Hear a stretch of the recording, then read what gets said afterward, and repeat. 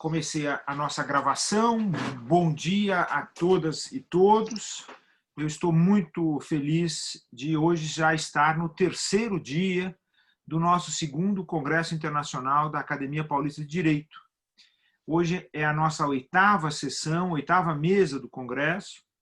No primeiro dia nós tivemos a abertura, nós tivemos a exposição virtual de Cildo Oliveira, eu bati um papo muito agradável com o artista plástico Cildo, nós mostramos algumas de suas obras, comentamos um pouquinho sobre a relação delas, a poética do Cildo com a poética, com a política. Em seguida nós tivemos a homenagem e a concessão do título de acadêmico emérito ao professor Renato Giannini Ribeiro, né? Como todos sabem, eu instituí na academia o título de acadêmico emérito e ele está voltado única e exclusivamente para ser concedido àquelas pessoas que trabalharam ativamente, seja na atividade intelectual, seja na atividade mesmo prática, né, para a construção dos direitos humanos e da democracia e para uma cultura da paz no Brasil, né? Então, no primeiro Congresso Internacional da Academia, esse título foi concedido a José Gregori e a Fábio Comparato. E nesta edição do Congresso Internacional da Academia já foi entregue ao professor Renato Giannini Ribeiro e será entregue ao professor Celso Laffer e ao professor Dalmo de Abreu Dallari. É um prazer para mim muito grande poder fazer essa homenagem que é a Academia Paulista de Direito, que é a instituição mais antiga das academias brasileiras, né, tem uma história longa, pode fazer para essas pessoas que merecem efetivamente por essa construção, sobretudo no momento difícil que nós vivemos no Brasil e no mundo, não é? Se aqui a gente não pode dizer que a democracia e os direitos humanos estão sempre sendo ameaçados, né? Sempre uma vida muito de tensão, né? Isso desde a antiguidade. Depois, no segundo dia, nós tivemos várias intervenções muito interessantes. O professor Nabil Bonduque esteve conosco, da FAUSP, esteve conosco o professor João Grandino Rodas, que foi reitor e diretor da Faculdade de Direito da Universidade de São Paulo. Estiveram conosco também o Danilo Sinrotti, o César Barreira, o Luiz de Vedovato, o Luiz Hernandes, o Sérgio Giardini, Nardini, esteve também o Jackson Paula, enfim, nós conversamos sobre vários temas extremamente importantes para a configuração da democracia e da cidade, que foi o tema escolhido para esse congresso desse ano. Não foi apenas por causa da vinculação muito importante que a democracia tem com a cidade, não é? Eu tenho falado na minha palestra inicial sobre justiça, cidadania e democracia, eu falei que o termo que traduz a palavra grega política, politia, para os tempos modernos é cidadania, porque nós não usamos mais o termo polis para definir aquilo que nós chamamos de cidade, portanto, a qualidade da cidade é a cidadania. Então, política hoje deve ser dita cidadania, né? E assim, mas não apenas por causa dessa vinculação fundamental, né, na história democrática, mas também porque esse ano nós temos eleições municipais no Brasil. E é um pouco uma distração de todos nós, povo brasileiro, cidadãos e cidadãs brasileiros, não prestarmos atenção nesse caráter fundamental da vida na cidade, não é? É preciso construir a vida na cidade, construir os encontros, construir o espaço público, distribuir justiça, é preciso dar a abertura à diversidade, procurar, digamos assim, o encontro de cada uma das pessoas que vivem na cidade, no centro, nas periferias, aproximar essas pessoas para a construção realmente de um destino comum, um destino feliz e comum. Então, é preciso prestar atenção naquilo que acontece quando há eleições na cidade, é preciso prestar atenção naquilo que acontece quando nós falamos dos conselhos, que é uma forma de democracia quase direta, é uma democracia direta, então a gente precisa prestar atenção nisso. Há vários conselhos de participação, as pessoas não prestam atenção nesses conselhos, é preciso participar, é preciso debater, é preciso ir ao espaço público, usufruir do espaço público, mas também contribuir para ele. E hoje, e ontem também nós tivemos um debate sobre participação, questão dos conselhos, foi muito, muito interessante, tem sido muito interessante.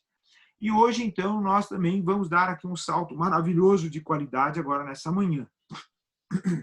Primeiro porque eu vou receber uma queridíssima amiga, que é a professora livre-docente da Faculdade de Direito da Universidade de São Paulo, professora que tem feito um trabalho maravilhoso, não apenas na docência, mas também na orientação da pesquisa e também no trabalho de ligação da universidade com várias entidades da sociedade civil, tanto no Brasil quanto no exterior.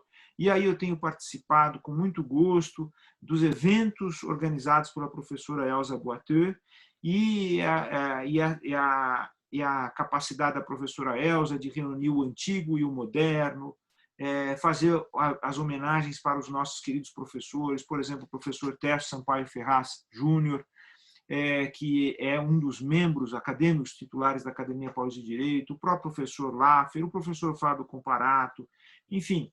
E eu tenho o prazer, né, de ter trazido a professora Elza para ser acadêmica titular da Academia Paulista de Direito. Isso, para mim, é uma grande honra. E, como sabem, a academia ela tem trabalhado exatamente nessa sua modernização, né? Desde 2017, quando tomei posse da presidência, o que eu tenho feito é justamente atualizar a academia, a criação dos núcleos de pesquisa, a vinda de novos e novas acadêmicas extremamente importantes para essa renovação da academia. Enfim, nós estamos no nosso tempo. Hoje a academia está no seu tempo e está participando ativamente, é um baluarte da democracia e dos direitos humanos. E isso é o que se retrata aqui com as pessoas que estão aqui presentes.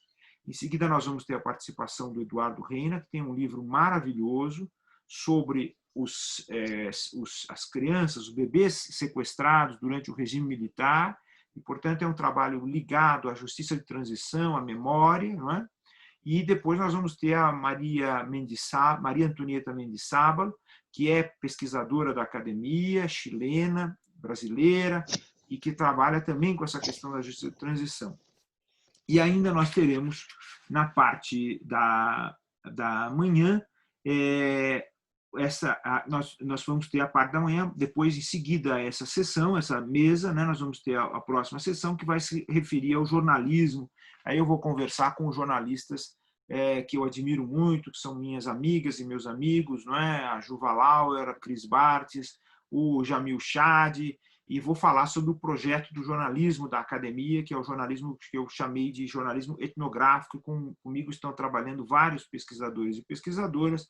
Eu vou destacar o Julián Ropain, que é um colombiano, que é pesquisador da academia, antropólogo. Eu participei da banca de mestrado dele na Universidade de São Paulo, né? E agora está fazendo já o seu doutorado, aqui também na Universidade de São Paulo, que é extremamente importante.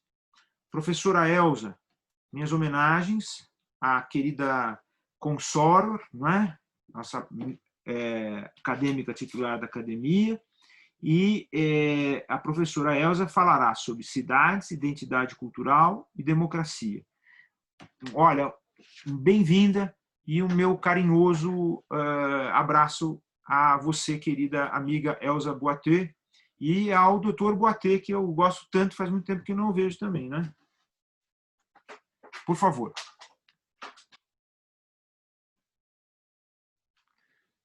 Está desligado o microfone, Elza. É só clicar no íconezinho do microfone embaixo. Abre, você trazendo mal. Isso, abriu. Parabéns, ótimo. Acho que agora ok. Olha, eu quero, em primeiro lugar, agradecer a tanta gentileza na apresentação. Isso se deve profundamente ao nosso grau de amizade.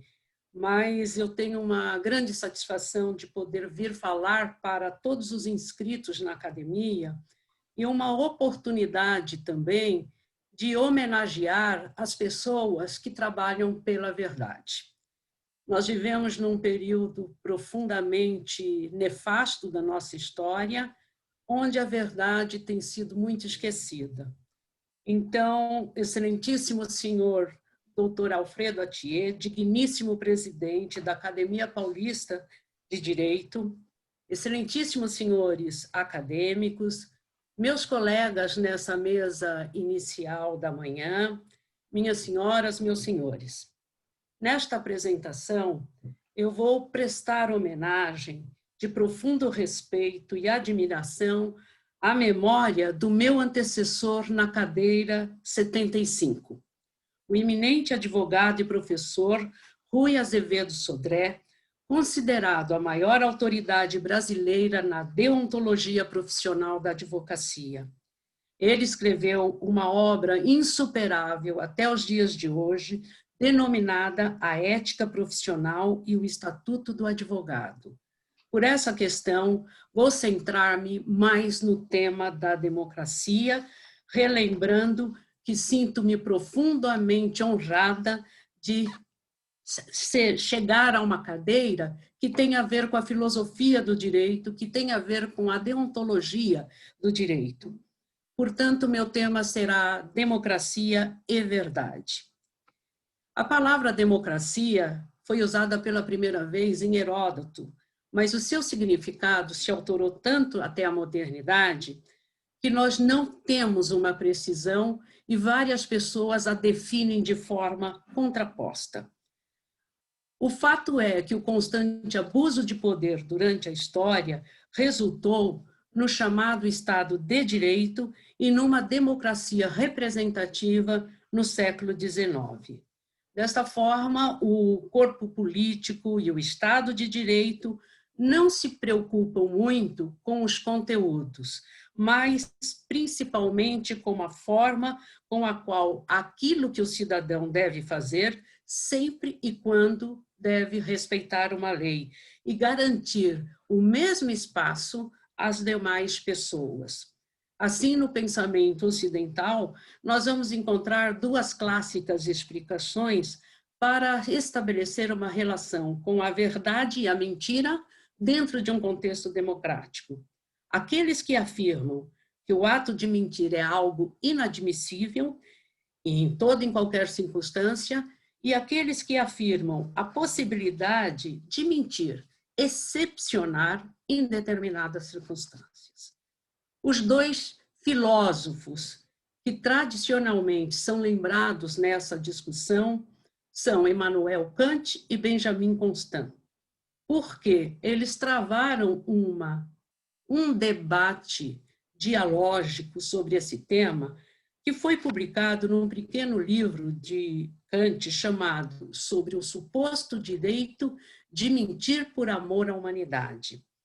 Então, o que Kant diz a seu favor? Ele diz, olha, há uma unidade indissolúvel entre a ideia de mandato e legislação, entre soberania e ordem legal, entre poder ordenador e a normatividade. Este vínculo constitui um fim em si mesmo, mas ele depende de um valor principal que norteará o critério de justiça para Kant, liberdade individual. A seguir, Kant vai em outro opúsculo importante chamado A Paz Perpétua e mostra que há uma discrepância entre a política e a moral, para concluir que não só a honestidade é a melhor política, como a própria condição da política. Não há conflito objetivo entre política e moral, diz Kant, porque esses conflitos estão num plano subjetivo, e esse não é o problema que nós vamos enfrentar quando temos um princípio garantidor da democracia, publicidade.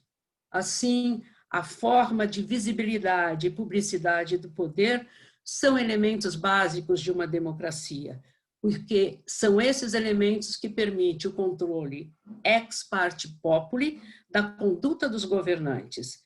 Bobbio também, aliado a essa visão, vai nos dizer a democracia requer transparência e publicidade dos assuntos de Estado. Tem necessidade de tornar públicas as intenções e os interesses do Estado.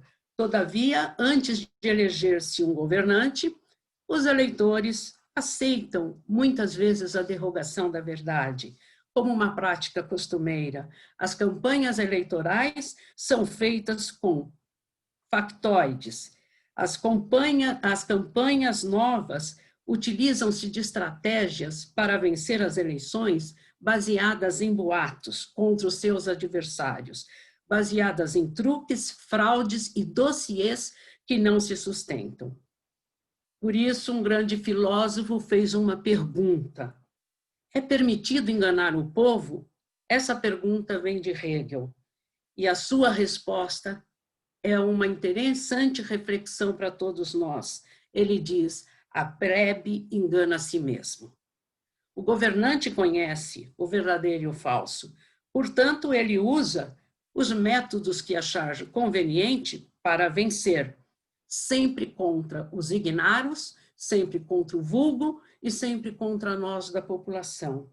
Então, por isso, a verdade nunca foi reconhecida como uma virtude política. Será que Hegel tem razão? Será que nós não temos como controlar essas inundações de falsidades e mentiras?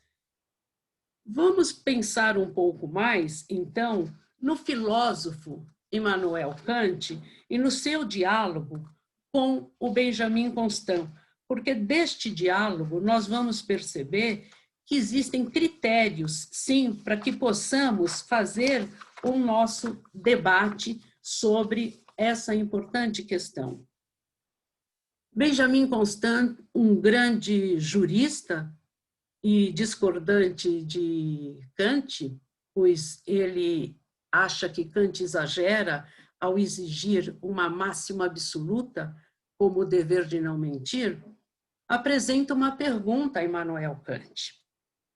É crime a mentira dita a um assassino que nos persegue e pergunta em nossa casa: refugiou-se aí o seu amigo? E ele diz: o que você vai fazer? Proteger o seu amigo mentindo, ou você vai dizer o que é a verdade? Constant baseia-se num pressuposto, que o dever de veracidade só vale em relação àquele que tem direito. Não vale a todas as pessoas, e que um criminoso não tem direito à verdade, pois nenhuma verdade pode valer quando ela prejudica uma pessoa.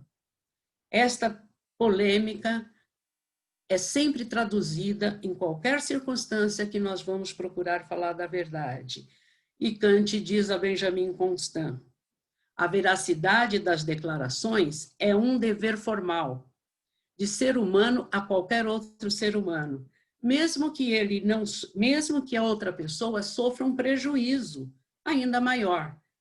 O dever de ser verídico, portanto honesto em todas as declarações, é um sagrado mandamento da razão, que ordena incondicionalmente e não admite limitação por qualquer espécie de conveniência. Kant afirma: não se trata de um problema ético, mas de uma obrigação legal. Ora, eles são totalmente discordantes? Não são. Kant chega a concordar com Benjamin Constant em parte da sua afirmação. Aquele que mente pratica uma injustiça. Sim, aquele que lhe obrigou injustamente a uma declaração falsa também é uma injustiça. No entanto, Kant introduz um novo elemento. A pessoa que mente não prejudica apenas o seu interlocutor, ele prejudica a humanidade. Essa injustiça revela-se num plano universal. Qual é a citação de Kant nesse aspecto?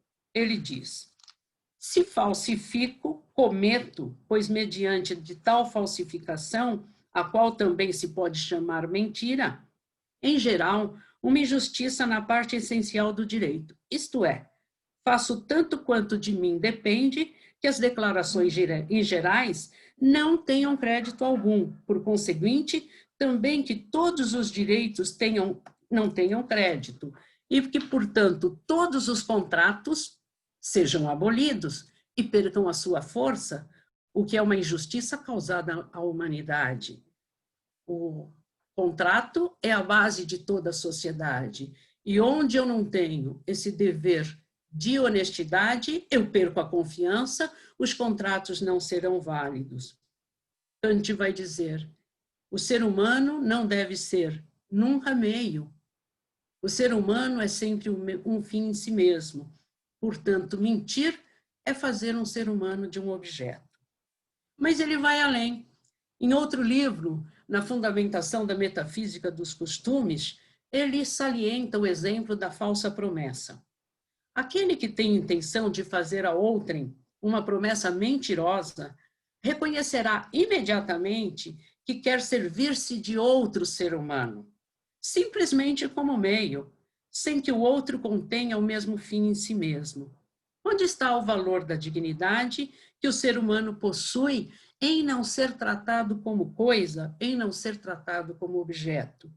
Duas conclusões tornam-se importantes dos ensinamentos kantianos. A primeira delas é que todo ser humano é um ser racional e ele é um fim em si mesmo. Ele não pode ser meio para o uso arbitrário de uma vontade.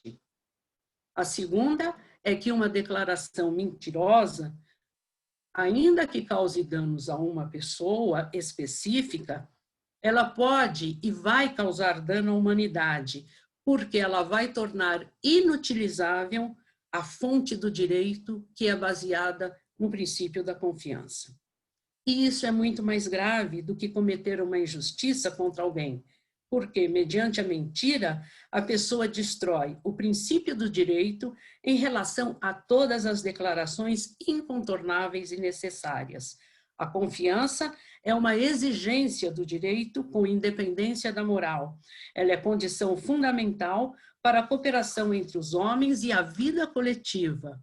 A veracidade e a confiança representam, dessa forma, a fonte maior do direito à humanidade, em relação ao primeiro contrato social, seja uma hipótese ou seja uma ficção. Por isso, Kant, então, dá um argumento para que possamos trabalhar e retornar à questão da verdade. E este problema não é apenas uma questão pessoal de cada pessoa, mas uma questão cosmopolita de sobrevivência da sociedade como um todo. Assim, na Paz Perpétua, nós vemos o quão ele dá importância à questão da publicidade, à questão da honestidade, e que não devemos permitir que em qualquer campanha política a verdade seja derrogada. E por que a verdade é derrogada? Muitos autores entendem, assim como Benjamin Constant, que é possível derrogar a verdade em determinadas circunstâncias. Para Platão, essa derrogação pode ser um fármaco utilizado quando há necessidade pelo governante. Portanto, ela tem estritos limites. Mas não é só Platão, o grande iniciador dos debates sobre a mentira, que foi Maquiavel. Ele diz que o príncipe deve viver por sua aparência, porque o vulgo e a plebe consideram mais a sua aparência do que sua vontade real. E quando houver necessidade de manter a pátria e o Estado, o governante poderá se utilizar, de fato, da exceção da mentira. É muito estranho que, baseado aqui no que Maquiavel diz, muitas pessoas reduzem o pensamento de Maquiavel para dizer que Maquiavel é o autor que legitima a mentira. Esta leitura equivocada de Maquiavel deixa de reconhecer os seus escritos como um todo, deixa de reconhecer que Maquiavel tem uma obra realista descritiva, não prescritiva. Ele não diz que isso deve ser feito por um governante.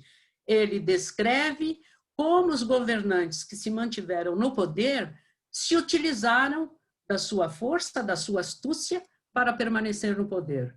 Portanto, governantes que mentiram ficaram no poder. mas ele não dá a sua aprovação pessoal a essa questão. Então, se nós formos ler os discursos da primeira década de Tito Livio, nós encontramos lá outras definições de Maquiavel que ele complementa. Em que situação um príncipe pode mentir? E ele mostra num exemplo de patriotismo que a única possibilidade é quando um governante tiver que manter a grande coisa, quando não for para perder a pátria.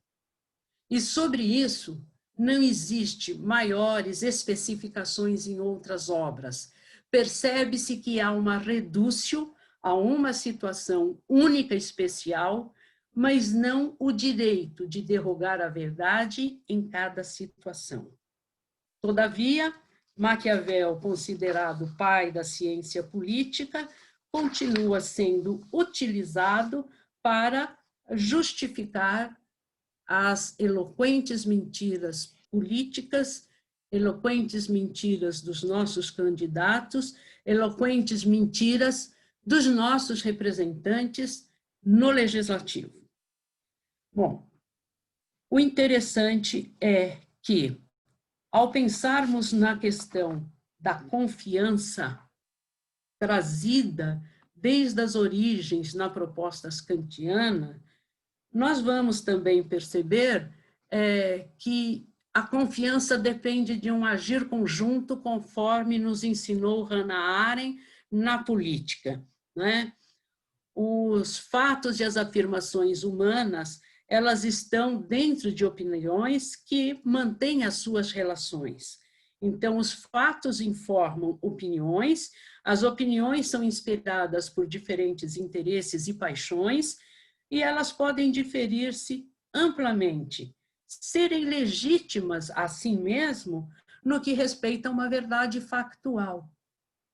Elas não precisam falsear, porque a verdade factual, ela informa o pensamento político exatamente como a verdade racional informa a especulação filosófica. Ora, quando falamos em jornalismo, o que nós esperamos do jornalismo? Um jornalismo científico, um jornalismo baseado em verdades factuais, onde o leitor retira a sua opinião, que obviamente não vai ser a mesma, mas está delimitado pela informação traduzida em forma de verdade, não uma informação manipulada a servir determinados interesses que financiam o jornal, financiam a mídia, financiam a propaganda. Não tem absolutamente sentido alguém estudar muitos anos de jornalismo para reproduzir falas e declarações. Para isso, nós podemos ouvir as pessoas falando. O jornalista tem que fazer a sua construção da verdade factual atrás das declarações dos nossos governantes.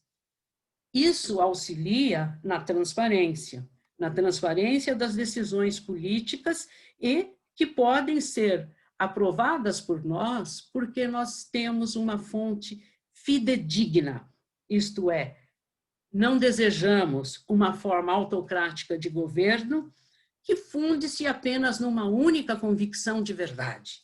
Isso é inadmissível, porque essa é tão prejudicial como o terror dos dias fascistas. Mas, como diz Kant, o mal é, por definição, secreto. Por essas ações, por esta razão, todas as ações relativas ao direito dos outros, cuja máxima é incompatível com a publicidade, elas são injustas, são exercidas mediante o segredo, sigilo e a manipulação por parte de um grupo pequeno que trabalha para que muitos se submetam. A democracia, ela é o poder em público, conforme afirma Bobbio. As decisões devem ser tomadas com transparência e publicidade, para que nós do povo possamos fiscalizar aqueles que estão no poder e vigiar os nossos vigilantes.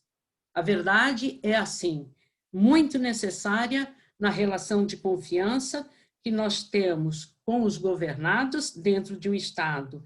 E se a confiança é uma condição primordial para a vida pacífica entre os seres humanos, quem viola o princípio da confiança dentro de uma ordem legal descumpre a exigência maior do direito. Não descumpre uma exigência moral, descumpre uma exigência normativa. Sem confiança, rompe-se toda a cadeia de fonte do direito e nós estamos sujeitos a pessoas que visam sempre trabalhar da exceção, tornando uma regra, da exceção que deixa de ser um mecanismo de controle dos melhores da sociedade para normearmos os medíocres dentro da sociedade e submeter-se à vontade do poder. Ainda que o sigilo seja muito importante nas questões de Estado e de segurança, ele pode ser justificado, mas uma mentira não pode ser justificada. Ela não admite explicação. De outro lado, aquele que detém o poder de impor a todos as suas verdades estabelecidas de uma forma autoritária é contrário totalmente à ideia de democracia. Ele não prega uma democracia. A democracia é uma falácia. E, neste caso, não é a verdade que é antidemocrática, é a pretensão de impor a sua própria verdade a alguém. Portanto, eu encerro minhas palavras com um ensinamento de um grande jurista italiano, juiz e professor, Zagrebelsky.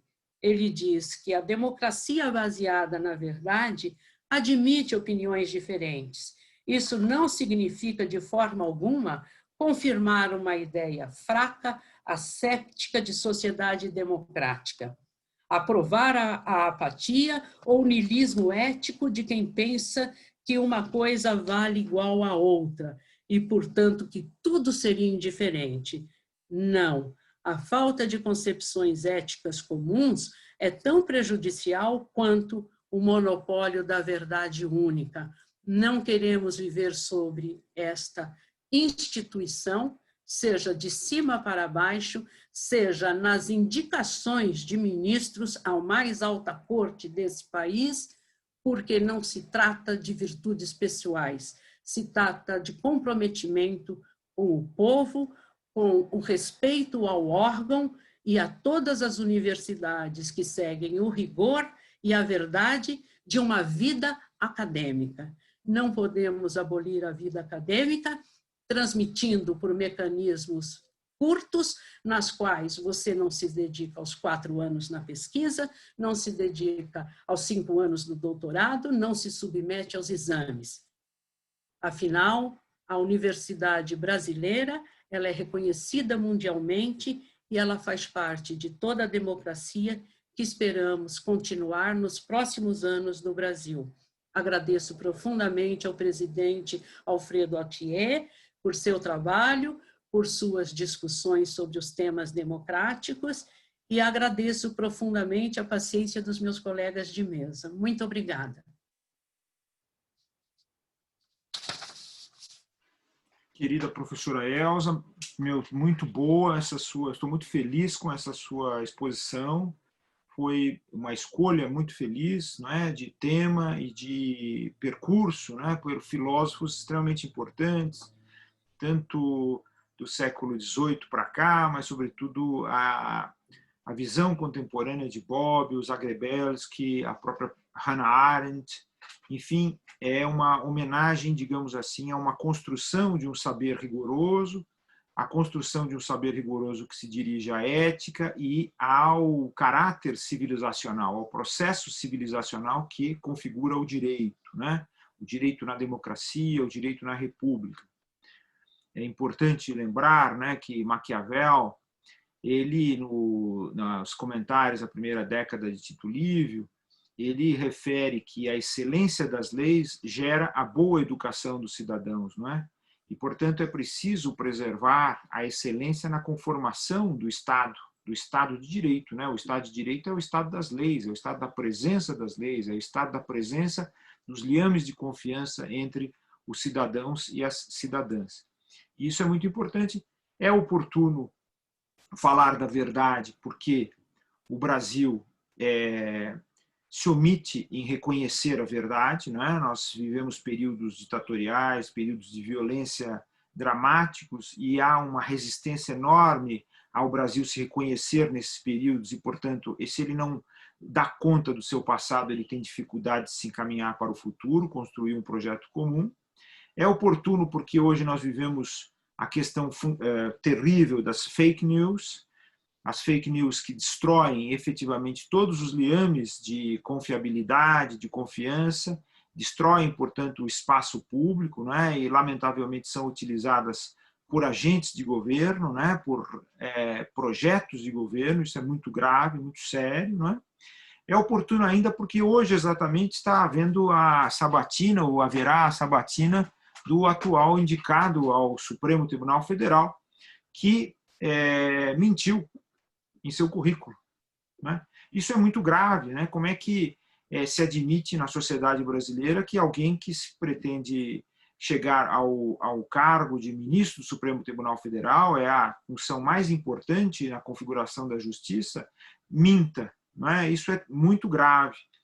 Mais grave ainda, eu vou acrescentar, como uma crítica minha própria pessoal, não vou envolver a professora Elza nessa crítica, mas mais grave ainda é o fato de associações de magistrados terem apoiado essa candidatura, né? Uma delas, inclusive, abonou o currículo desse magistrado, né?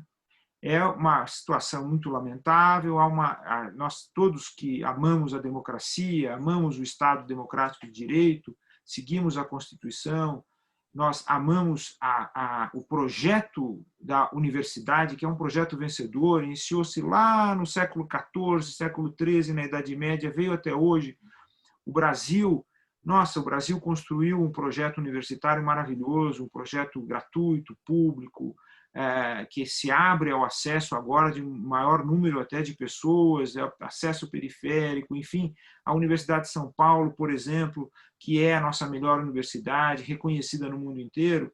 O Brasil todo sente uma dor enorme diante de tudo isso que está acontecendo, mas estamos juntos, todos, lutando contra isso, né? A academia, a universidade, todos nós estamos juntos lutando contra isso. E agora, em sequência a essa brilhante exposição da professora Elza Boiteux, eu vou passar à exposição do meu querido amigo Eduardo Reina. Como eu disse, ele vai falar sobre a questão da verdade, ele vai falar sobre a recuperação da verdade, esse trabalho que é ao mesmo tempo de jornalismo e ao mesmo tempo de historiador, né? A professora Elza começou com a citação de Heródoto, né? Das histórias, que foi um cronista do seu tempo e também um homem que inaugurou a ciência da história. Então eu passo com muito prazer, né? Dando o meu abraço muito carinhoso, as boas-vindas ao querido Eduardo Reina. Bem-vindo, Eduardo. Você aí que tem atrás de você a imagem de Machado de Assis, né? Muito bonito isso. O Bruxo do Cosme Velho. Bom dia. Aliás, a todos. O Cosme Velho, a casa do Machado de Assis no Cosme Velho, está totalmente abandonada ali no centro do Rio de Janeiro. É muito triste, inclusive, passar por ali, né? Bom dia a todos e a todas. Quero agradecer a oportunidade de estar falando aqui sobre essa minha pesquisa, a oportunidade de mostrar um pouco desse meu trabalho e falar que o que eu vou contar aqui para vocês casa perfeitamente com o que a professora Elza acabou de dizer. A professora Elza discorreu com um brilhantismo sobre a teoria, e eu vou usar um pouco da minha profissão de jornalista para mostrar um pouco a prática disso, no que se resultou. Então, eu quero falar um pouco sobre essa guerra de narrativas, né? Como que a construção da história da ditadura brasileira e a invisibilização das personagens tiveram impacto nos direitos humanos e também na construção de um pensamento coletivo no Brasil. Porque eu vou fazer uma análise rápida sobre essas narrativas da ditadura brasileira a partir da teoria da cotidianidade, mas principalmente sobre o prisma dos chamados think tanks, que são fábricas de ideias. E eu foco exatamente num think tank que quase ninguém fala que é um think tank por ser uma instituição. Fala-se muito que think tanks são fundações, são universidades, são grupos especialmente formados para gerar conhecimento, mas eu chamo o Exército Brasileiro, as Forças Armadas Brasileiras, como um think tank também aqui no Brasil, que influenciou enormemente, propiciando a violência do pensamento e na cidadania nas cidades, né? Porque a ação deles nos bastidores, é isso que eu quero mostrar para vocês, eles são responsáveis pela criação da historiografia e reportagens que ocultaram personagens e vítimas da ditadura civil-militar aqui no Brasil.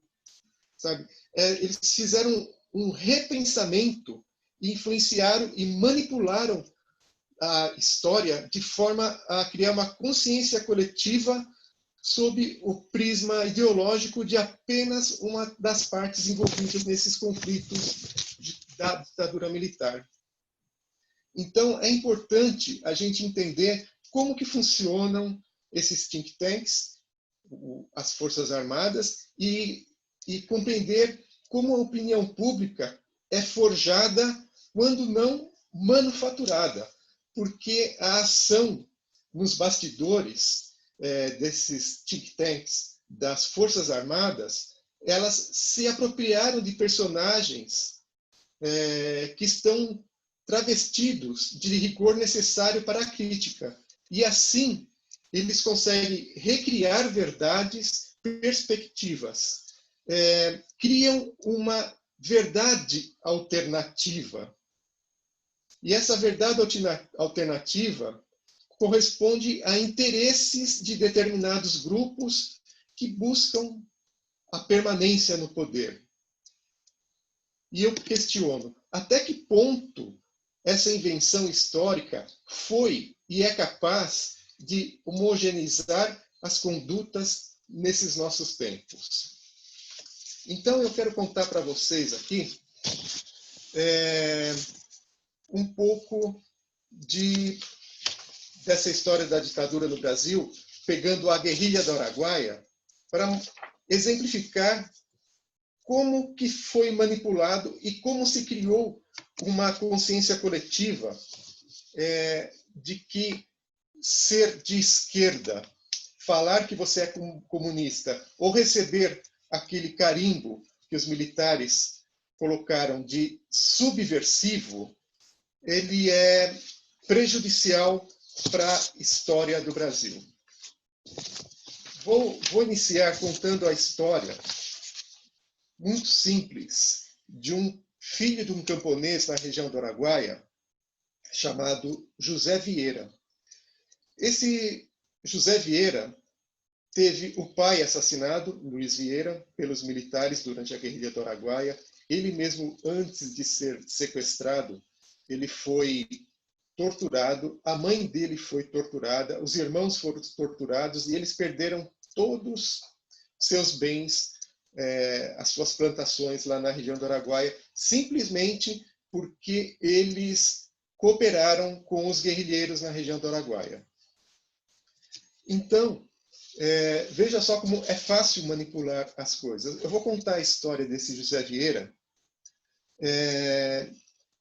com análise em 8 livros-reportagens ou de memórias que, de certo modo, diretamente ou transversalmente, falaram desse José Vieira. E vai ser a partir dessa análise, desse resgate historiográfico, bibliográfico, dessa revisão bibliográfica, é fácil de entender como é feita essa manipulação e como as Forças Armadas se apropriaram da história, recriaram a verdade sobre a guerrilha sob o ponto de vista deles e invisibilizaram todos esses personagens, principalmente, por exemplo, o José Vieira, cuja história ficou escondida até agora.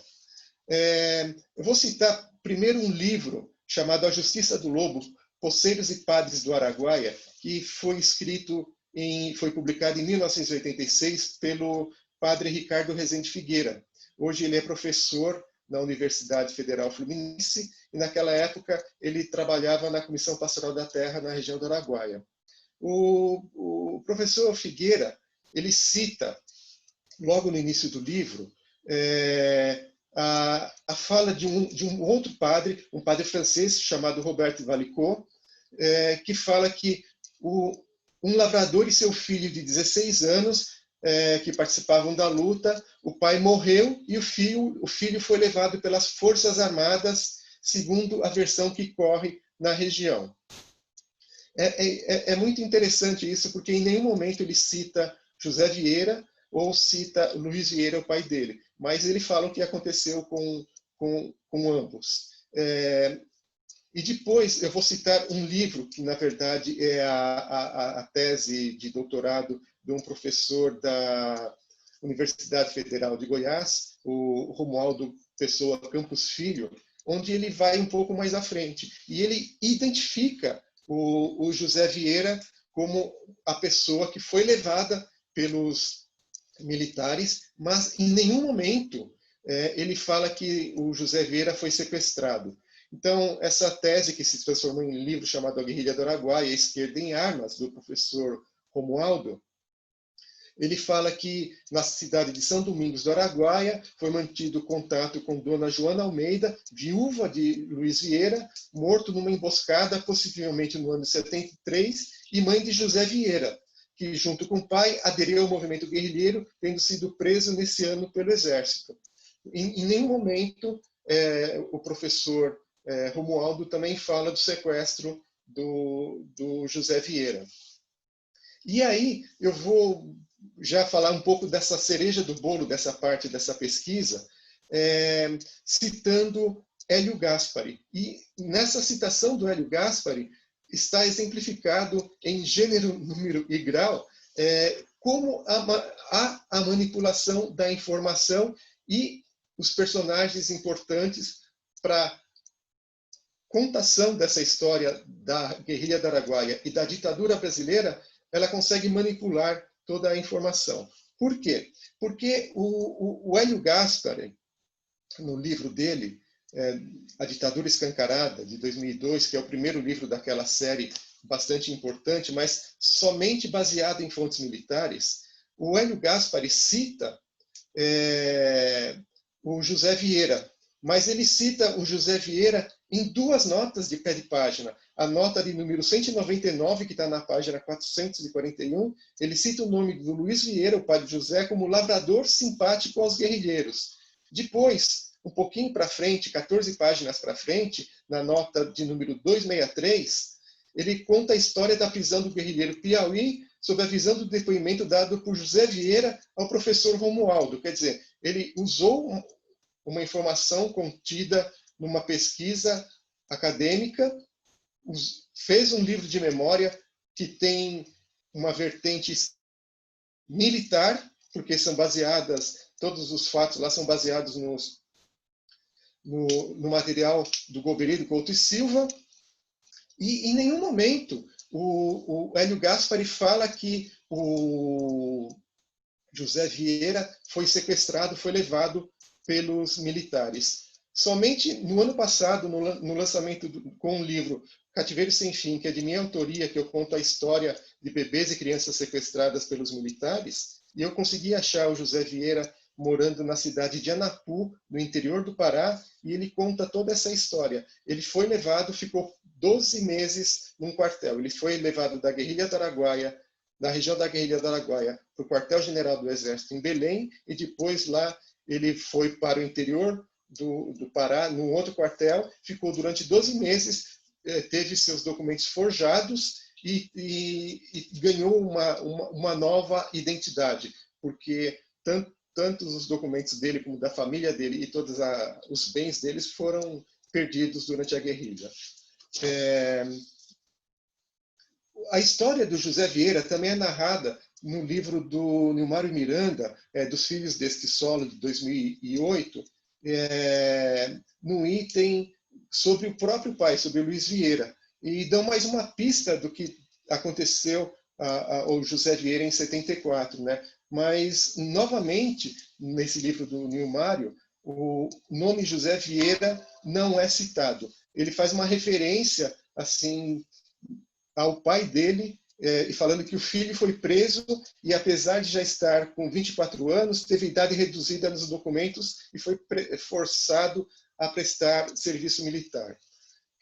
O José Vieira contou depois nessa reportagem que se transformou no livro Cativeiro Sem Fim, que a idade dele foi forjada para que ele pudesse estar dentro do quartel do Exército como se estivesse prestando serviço militar. Então, eles reduziram a idade dele para colocar essa pessoa que foi tirada do seio da família, tirada da região onde morava, exatamente com o objetivo de fazer uma limpeza na região da guerrilha do Araguaia. Um outro livro, chamado A Lei da Selva, do jornalista Hugo Studart, também é baseado em fontes e documentos militares. O Hugo ele é filho de um militar da aeronáutica que participou da guerrilha do Araguaia, e todo o trabalho dele, são 3 livros, né, são baseados nesses documentos que a família, que o pai dele propiciou a ele, né? E o Hugo Studart, ele fala que o José Vieira foi preso em janeiro de 74 e depois fica por isso mesmo. Não existe um aprofundamento, sendo que tanto o Hélio Gaspari quanto o Hugo Studart, eles tinham plena consciência de que José Vieira tinha sido sequestrado, mas isso não é citado em nenhum momento na obra dessas 2 pessoas. Um outro jornalista, o Leonêncio Nossa, no livro sobre o Major Curió, um livro chamado Mata, que é de 2012, ele cita o nome de José. Ele fala assim, que o Luizinho, agricultor recrutado pela guerrilha, estava com o filho Zezinho no momento em que apareceu uma patrulha. O pai foi morto. E isso é interessante, que tanto essa informação dada pelo Leonêncio Nossa, ela tem como base um outro livro escrito por Thaís Moraes e o jornalista Eumano Silva, chamado Operação Araguaia, e é importante salientar que a Thaís Moraes também é filha de um militar que também participou na repressão da guerrilha do Araguaia, por isso o acesso a essa documentação. Então, tanto o Hugo Studart quanto o Leonêncio Nossa se baseiam num documento que já havia sido citado pela Thaís Moraes e pelo Eumano, num livro de 2005 chamado Operação Araguaia e os Arquivos Secretos da Guerrilha. E depois eu identifiquei também um livro de um tenente do Exército chamado José Vargas Jiménez, que atuou nos grupos de combate lá na guerrilha do Araguaia, sob o codinome de Chico Dólar. Esse livro do Jiménez, chamado Bacaba, Memórias de um Guerrilheiro de Selva da Guerrilha do Araguaia, é de 73, e ele cita a mesma informação que é reproduzida pelo Hugo Studart, que o grupo de combate que rendeu José e Piauí foi do tenente José Vargas Jiménez, o Chico Dólar, ou seja, ele prendeu o José Vieira, e os grupos do Piauí e do Zé Carlos tinham como prioridade 1 na sua captura e destruição de suas presenças na área da guerrilha estava confirmada. O que significa isso? Significa que a mídia de massa deixou de lado o que o alemão Sebald chama de ideal do verdadeiro. A literatura política desse período histórico brasileiro, uma vez posta numa balança, penderá somente para um dos lados. Quer dizer, os excluídos, os esquecidos, as vítimas da guerrilha foram deixadas de lado, foram invisibilizadas. E é isso o que aconteceu com a ditadura no Araguaia. Os livros que a gente tem, por mais detalhistas que sejam de autoria de pessoas de renome, têm muita influência das Forças Armadas, tem muita influência desse trabalho de fabricação de novas verdades pelas Forças Armadas. E aí a gente eu venho questionar como está essa disputa das narrativas, né? Isso que vai influenciar na construção da cidadania, uma vez que você invisibiliza, uma vez que você oculta personagens vivos ainda dessa guerrilha e cujas histórias são deixadas de lado, não são mencionadas em nenhum momento, em detrimento da história contada pelas forças militares. E aí eu gostaria de citar, por exemplo, o francês Michel de Certeau, que fala que é preciso mexer na sucata da história. E acho que foi exatamente isso que eu consegui fazer.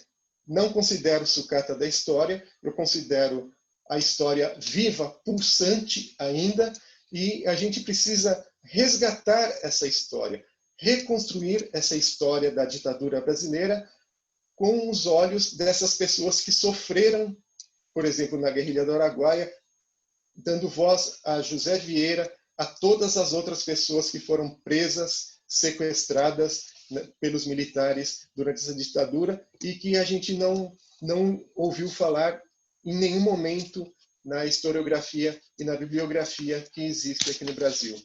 E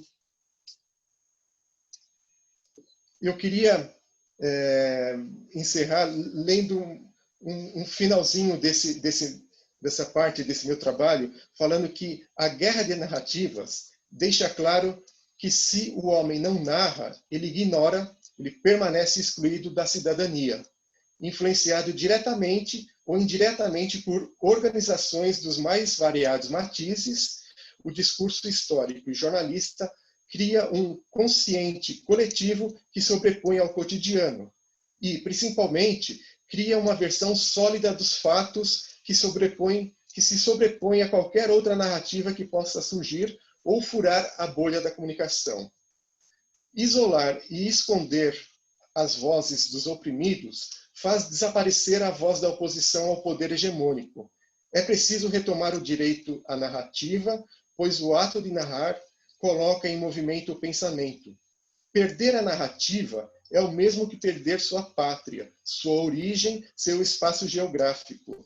A narrativa é a única ação que nos dá a possibilidade de observar o mundo. É pela dialética da narrativa que a memória pode ser compreendida, pois é assim que a história é transmitida. Os fatos se tornam experiência que se pode passar adiante, e não apenas aquilo que é petrificado pela cultura de massa. Cria-se uma conduta homogeneizada, excludente na história do país, das pessoas e do cotidiano. Bom, professora Tia, eu acho que é isso, e eu quero agradecer muito mesmo a oportunidade de estar falando isso para vocês. Meu querido Eduardo Reina, muito feliz com a sua participação, né? Eu esqueci de dizer logo no início que o tema da sua participação seria Guerra de Narrativas e Construção da História da Ditadura Brasileira e Invisibilização das Personagens, né? Que é o assunto, digamos assim, do seu livro maravilhoso, né? Que eu li com muito cuidado, com muita atenção. E esse livro é um trabalho de recuperação da memória extraordinário de um jornalista historiador, não é? Não é o historiador, o jornalista que divulga a história, não, é o jornalista que faz, de fato, a história e faz muito bem. Esses levantamentos que você fez são levantamentos que não constam do trabalho da Comissão Nacional da Verdade, mas nós vamos encaminhar isso para que o trabalho, porque o trabalho da Comissão Nacional da Verdade, que foi breve, ele foi um trabalho inconcluso. E ele prossegue nas várias pesquisas que está gerando, não é? E uma das atribuições do nosso Centro Internacional de Direitos Humanos de São Paulo, que é um dos núcleos de pesquisa da Academia Paulista de Direito, é justamente essa recuperação da memória, pensar na ideia da transição democrática, na construção democrática. E nós havíamos conversado já, né, Eduardo? E você vai participar do nosso centro como pesquisador, não é? E vai me ajudar muito nesse Centro Internacional de Direitos Humanos como pesquisador, né? E você, então, portanto, já faz parte da nossa casa, você já é membro da Academia Paulista de Direito como pesquisador, né? E eu estou muito feliz por isso. E eu queria salientar, por outro lado, a ligação entre isso tudo que você referiu e a nossa próxima mesa, que será justamente voltada à discussão do jornalismo, né? Jornalismo, direitos humanos, jornalismo, relações internacionais, jornalismo e novos meios de comunicação, né? Que isso é muito importante. E, finalmente, dizer que um dos acadêmicos titulares da Academia Paulista de Direito, que vai tomar posse agora esse ano e que eu trouxe, que tive a satisfação de trazer na minha gestão, trouxe só pessoas maravilhosas para a academia, né, como a Elza, mas um dos acadêmicos titulares é exatamente Pedro Dallari, né, que é o filho do nosso querido professor Dalmo Dallari, que vai receber o título de acadêmico emérito, como eu referi logo no início da sessão, mas o Pedro Dallari foi o presidente da Comissão Nacional da Verdade, né? Então, isso também está vinculado. Amanhã ele vai participar, inclusive, do Congresso, vai fazer uma das exposições, muito importante. Então, eu queria agradecer muito, Eduardo, estou muito feliz com a sua participação e, sobretudo, estou muito orgulhoso, né, do trabalho que você desenvolve, do trabalho que você desenvolveu, né?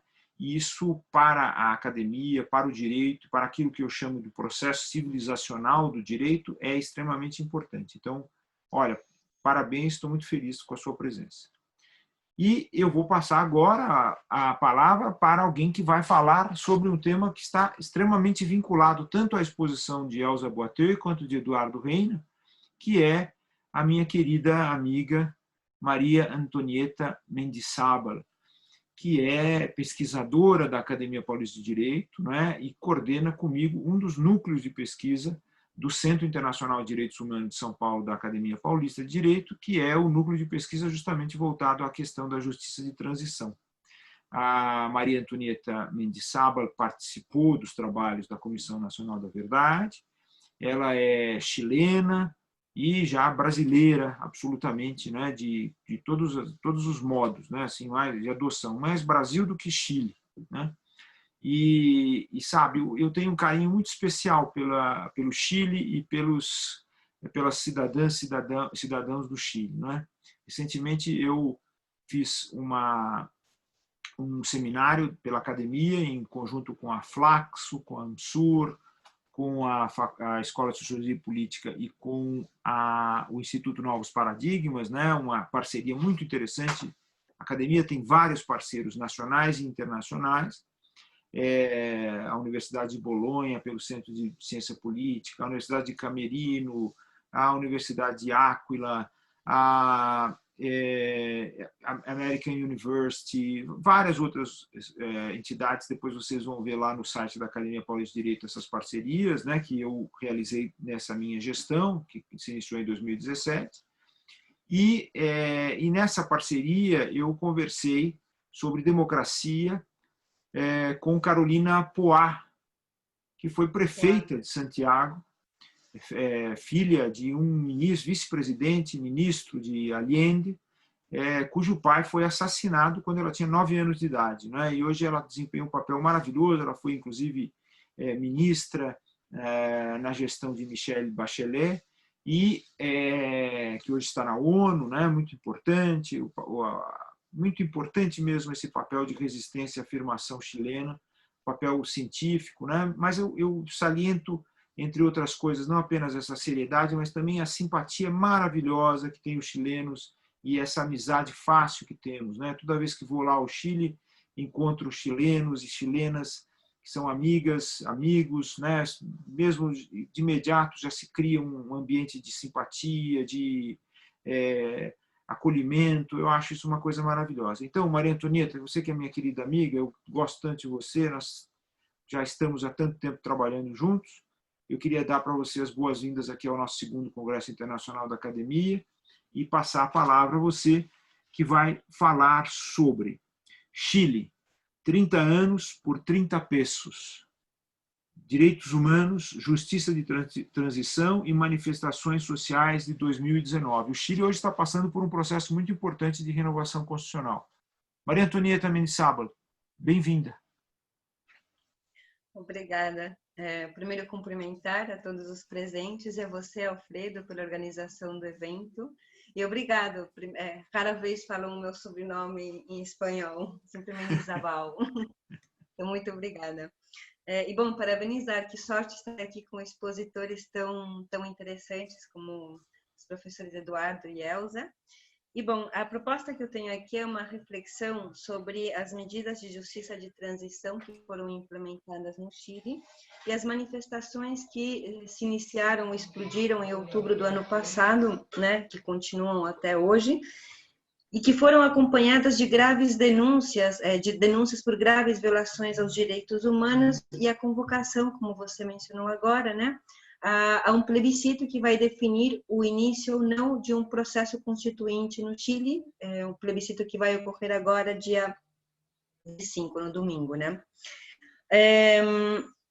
Acho que a primeira coisa, o que devemos pensar primeiro, né, se refere às causas que explicam a explosão social que se iniciou o ano passado no Chile.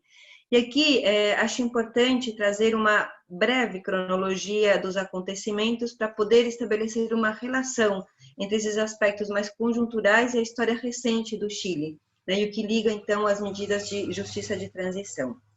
Então, apenas para refrescar um pouco de como aconteceram as mobilizações do ano passado, lembrar que no dia 6 de outubro, então umas 2 semanas antes do início da explosão social, o governo anunciou o aumento do preço do transporte público, um aumento de 30 pesos, que não é substantivo, né? Se a gente pensa que é o equivalente a 0,04 dólares.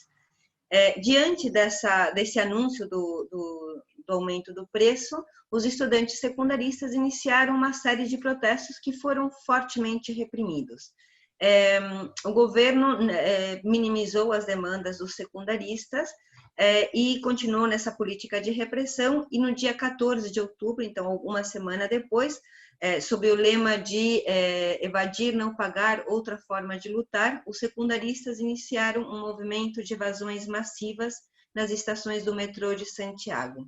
Esse movimento teve, no dia 18, o seu ponto mais alto, ou o que parecia o ponto mais alto, com a queima de 7 estações de metrô. Nesse contexto, e durante aquela semana, as autoridades continuaram, né, minimizando as demandas estudantis, mas nesse contexto de queima das estações de metrô, o governo reúne o gabinete e, às 7 horas daquela sexta-feira, ele anuncia a implementação da lei, a aplicação da Lei de Segurança Interior do Estado para aqueles que danificassem as instalações do metrô. A resposta da sociedade a esse anúncio do governo é de um grande panelaço, que se ouve em todo Santiago, e de um aumento e uma radicalização das ações de protesto durante aquela noite. A mobilização chega a tal ponto, vamos pensar que ao todo foram queimadas 77 estações de metrô nos dias de protesto, né? Durante a madrugada do dia 19 de outubro, Piñera, então, decreta o estado de emergência em Santiago e em algumas cidades próximas à capital. Isto gera um grande impacto na sociedade chilena, porque traz à tona, né, uma história que é muito recente, muito viva ainda, e que é a do golpe militar, né? O estado de emergência só foi decretado por convulsão social a última vez na década de 1980, então sob o regime de Augusto Pinochet. Durante a democracia, esse estado de emergência ele foi decretado 1 ou 2 vezes, mas por motivo de catástrofes naturais, então nada a ver com convulsões sociais. Aquelas áreas que são, então, colocadas sob controle militar, as autoridades militares decretam também um toque de recolher. Então, a imagem que vai circular e que vai percorrer são a de militares, né, caminhando, avançando com tanques pelas ruas de Santiago. Isso impacta muito a sociedade chilena, muito traumatizada ainda pelo golpe militar. A resposta vai ser uma extensão das manifestações. Dessa vez, as manifestações vão sair da capital e vão se expandir pelo país inteiro. A magnitude dessas manifestações é tal que, para o domingo 20 de outubro, então, no dia seguinte, a maioria das capitais regionais estão sob controle militar e com toque de recolher. Qual vai ser a resposta?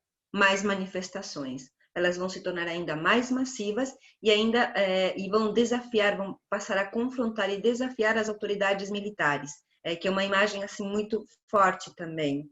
Então, durante os momentos prévios ao início do toque de recolher, as pessoas se encontravam, grandes massas se encontravam nas praças ou em pontos de Santiago e de outras capitais e outras cidades, para contar quantos segundos faltavam para o início do toque de recolher, que era uma forma de mostrar que, apesar de tudo, eles continuavam na rua e que o toque de recolher não ia impedir a manifestação social. Essa, acho que foi uma das respostas mais impactantes do que a gente viu durante essas manifestações, que era esse desejo da cidadania, da sociedade, de se contrapor a medidas fortemente repressivas e que lembravam muito esse passado ditatorial. Diante da expansão, né, e da massificação das manifestações, lembrando que uma semana de Santiago é cenário de uma mobilização, de uma manifestação de 1,2 milhões de pessoas, numa cidade que tem 6 milhões de habitantes, o que é um número muito, muito alto, né? E nesse contexto, então, o governo vai optar por uma resposta que, por um lado, criminaliza e reprime parte dos manifestantes que identifica como violentistas, anarquistas, ligados ao narcotráfico. Inclusive, o Pinheira chega a falar da influência do K-pop nos manifestantes, né? E do outro, ele anuncia um pacote de reformas e mostra uma celeridade nunca antes vista nos 30 anos de democracia, em que oposição e governo se juntam para promover uma série de reformas a demandas que se acumularam nesses 30 anos de democracia. Então, eles vão anunciar, claro, a baixa do transporte público, melhora nas aposentadorias, melhoras na saúde, na educação, enfim, uma série de reformas e de medidas que são aprovadas rapidamente pelo Congresso. Qual a resposta da rua a isso? Mais manifestações, né? Junto com essas manifestações, e logo no primeiro final de semana do início da explosão social, aparecem as primeiras denúncias por graves violações aos direitos humanos. No primeiro final de semana aparecem os primeiros mortos, né? Supostamente pessoas que morreram queimadas em incêndios ao saquear locais comerciais durante os protestos daquele final de semana. Mas começam a se acumular uma série de outras denúncias por tortura, tratos cruéis e desumanos, violência sexual, estupro, em alguns casos de homens homossexuais, e também aparecem, então, as denúncias, né, feitas pelo Colégio Médico do grande número de pessoas com traumas oculares, que vão ter na figura do estudante Gustavo Gatica o seu símbolo máximo. Ele perde a visão dos dois olhos por receber essas balas de borracha, que depois se provou que tinham menos de borracha e mais de chumbo, né, que usa a polícia chilena para reprimir. A resposta das ruas, a série de demandas, né, o mundo político perante essas manifestações, ele vai se posicionar como colocando a incapacidade da rua de chegar a uma proposta política, né? No entanto, nas ruas o que se observa é um movimento autoconvocado e auto-organizado de pessoas que se encontram em cabildos e assembleias cidadãs para unificar as suas demandas. E é assim que se chega novamente ao pedido por uma nova Constituição que vai unificar as demandas desse movimento que parece apartidário e que não encontra nenhum líder político uma representação. Então, a demanda geral vai ser por uma nova Constituição. Poderíamos falar assim em detalhe do que foi acontecendo, mas acho que o que importa aqui, e dentro do tempo que tenho para expor, é que a situação hoje no Chile mostra 3 pontos, pelo menos, que são de grande importância. De um lado, as pessoas nas ruas não estavam questionando apenas o aumento no transporte público, mas o modelo econômico imposto pelo regime de Augusto Pinochet, que é o modelo econômico neoliberal. E aqui acho que cabe um parênteses, porque sempre são mostradas os índices, né, macroeconômicos do Chile, que de fato mostram um crescimento e um progresso nos últimos 2, 3 décadas, que é importante, com redução da pobreza extrema, aumento do PIB em educação, em saúde, etc.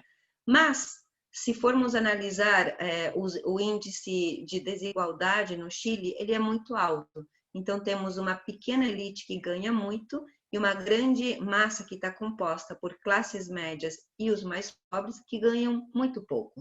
E que têm salários que não se diferenciam muito entre eles. Se a gente olha a curva de crescimento dos ingressos das classes médias e pobres no Chile, ele é muito plano.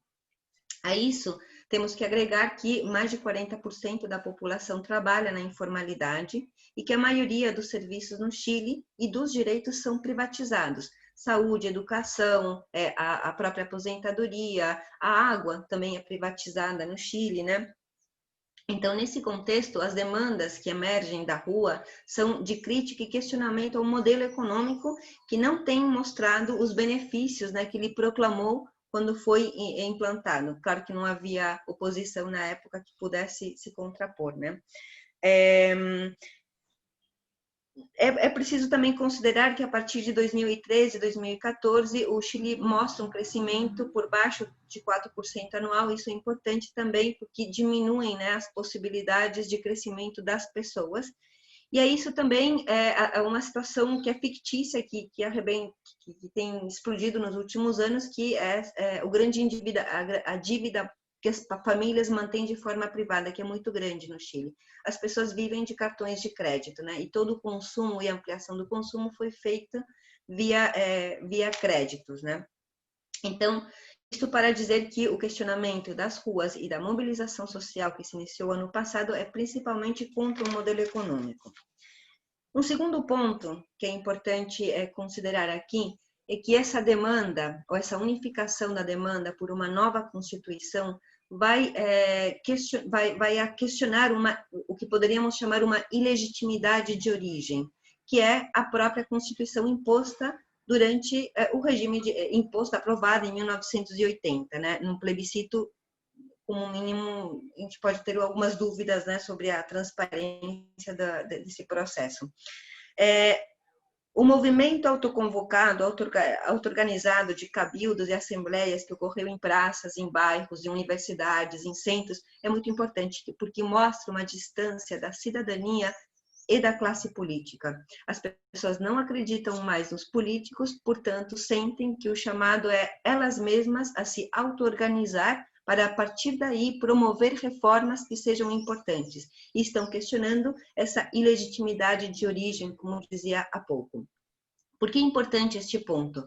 Porque, se formos analisar assim, o que significa essa Constituição no Chile, nas palavras de quem pensou, quem imaginou, né, que foi Jaime Guzmán, o grande ideólogo da ditadura militar chilena, que ele considerava que o Chile precisava de uma Constituição que fosse capaz de garantir estabilidade, progresso e justiça.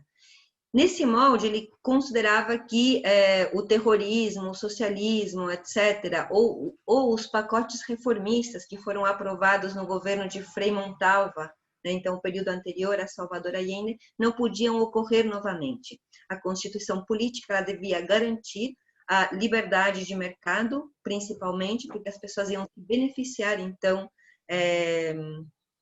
dessa liberdade, e garantir a estabilidade, na medida em que ia impedir que posições políticas muito opostas entrassem em confronto. Então, que é o que tem acontecido no Chile, né? Temos os governos, desde o início da transição, né, 4 governos da concertação, que é uma ampla aliança política que se desfez algumas eleições atrás, da qual participava também, né, Michelle Bachelet, o Partido Socialista, Partido pela Democracia, enfim, a democracia cristã. E temos que, essa classe política que herda, o que faz a transição política, ela vai aceitar tanto o modelo econômico como o modelo político imposto pela ditadura. E exatamente, são esses modelos que estão sendo questionados hoje na rua. Essa separação é fundamental para entender por que qualquer pacote de reformas anunciado hoje não tem nenhum efeito no tipo de manifestação que ocorre. E se formos analisar o domingo passado, depois de meses de pandemia, de que as manifestações foram paralisadas pelo efeito da pandemia, novamente as pessoas voltaram às ruas em massa. Isso é importante porque ainda a pandemia está forte, mas não impediu que as pessoas se mobilizassem. Por outro lado, e como último ponto, eu queria destacar que as graves denúncias de violações aos direitos humanos que foram respaldadas por informes de órgãos internacionais, como Anistia Internacional, Human Rights Watch, a Comissão Interamericana de Direitos Humanos, o Alto Comissariado da ONU também para os Direitos Humanos, né? Elas mostram a insuficiência das medidas adotadas durante o processo de transição para enfrentar as violações aos direitos humanos, né? Então, de um lado, temos que pensar que o Chile ele privilegiou a verdade em detrimento da justiça.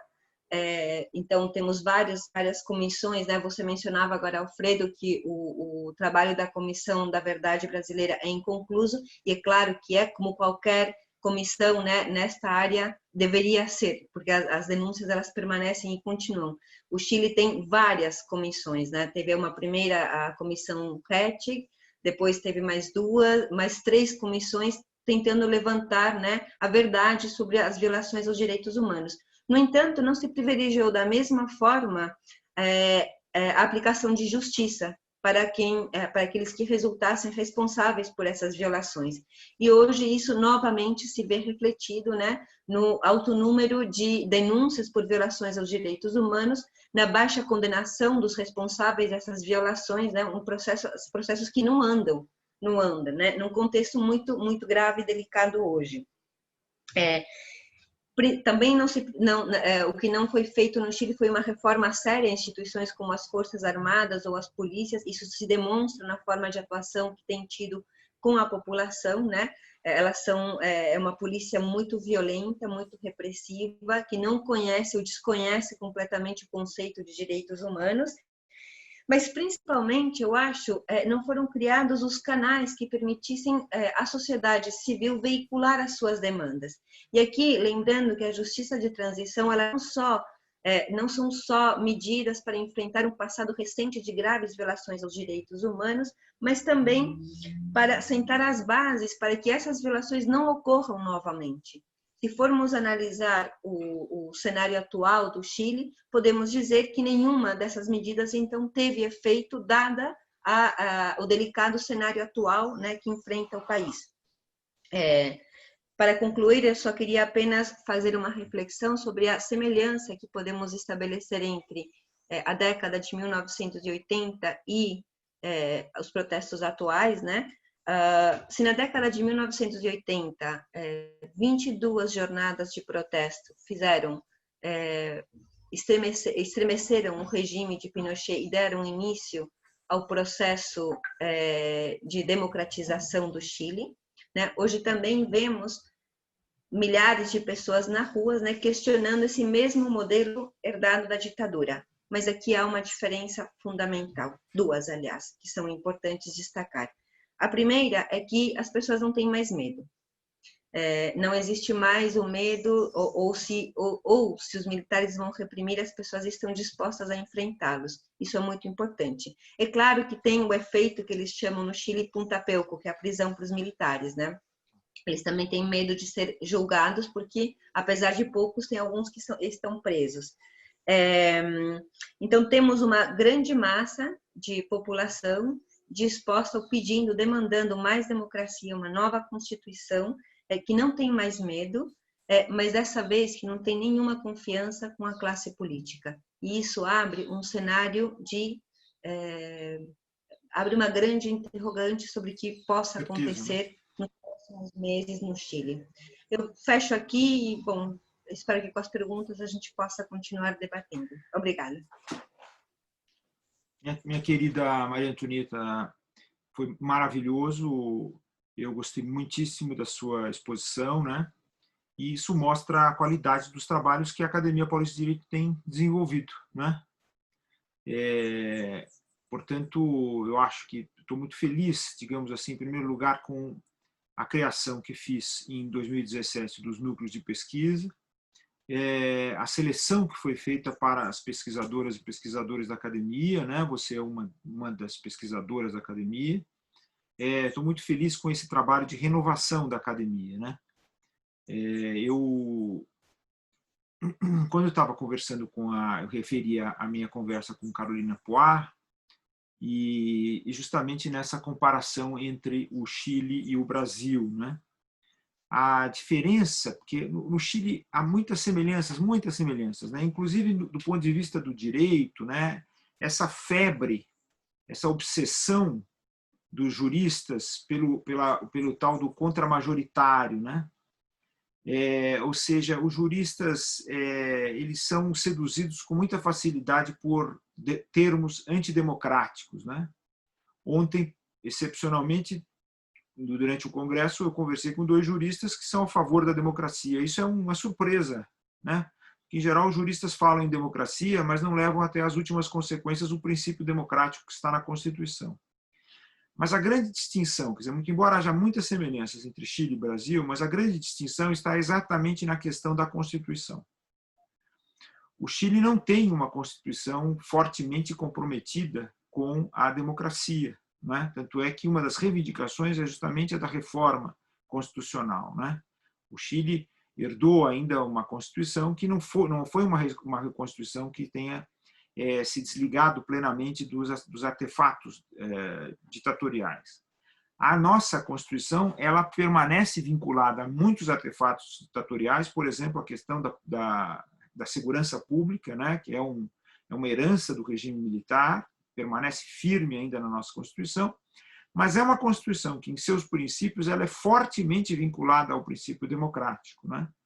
E o grande perigo que nós sofremos aqui no Brasil, com o regime dessa categoria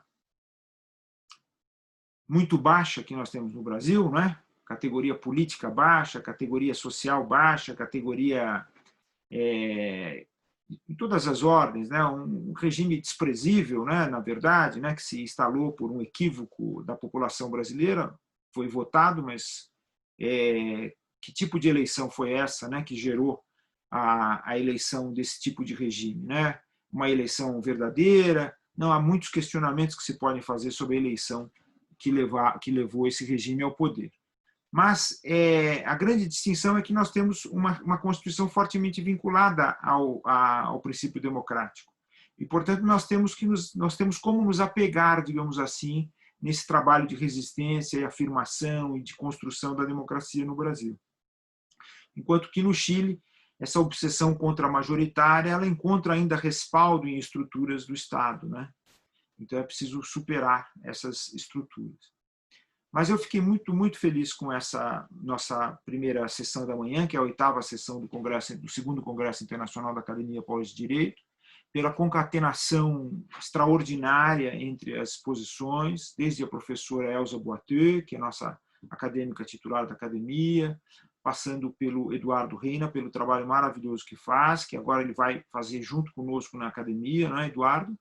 E pela Maria Antonieta também, que já está trabalhando conosco e tem aí uma contribuição maravilhosa a dar, né, por essa sua experiência e por essa análise, né, que passou. Eu fiz uma análise recentemente num artigo longo sobre a questão das jornadas de 2013, né, e depois nós vamos debater um pouquinho isso um pouco mais para frente no curso do Congresso ainda também. Mas eu queria, então, agradecer novamente a Elza, a Maria Antonieta e o Eduardo.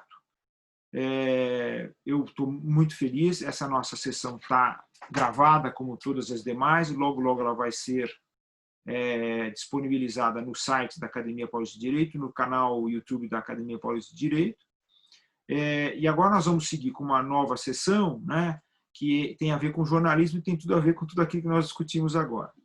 Portanto, muito embora eu diga até logo a Elza, agradecendo muito a Maria Antonieta e ao Eduardo, claro que eles podem permanecer elas podem permanecer para assistir à próxima sessão, que elas são bem-vindas. Claro, não tem o dever de fazer isso, claro, porque eu sei que também há muitos compromissos, né, em geral, mas eu queria agradecer muitíssimo essa participação e agradecer a todas e todos que nos acompanharam.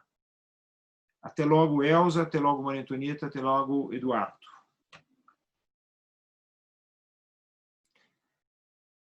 Bom, e nesse momento, antes de dar as boas-vindas aos próximos participantes da nossa mesa, né, eu já vejo aqui uma queridíssima amiga aqui, muito elegante, que já está aqui presente, né, eu vou pedir licença a todos, que eu vou ter que, por causa da meu semi-analfabetismo digital, eu vou ter que sair um instante, 2 minutos apenas, para que eu possa fazer a conversão desse vídeo, e eu já volto em 2 minutos, né? Por favor. Não vai ter nem intervalo comercial. São 2 minutos da minha retirada e eu volto.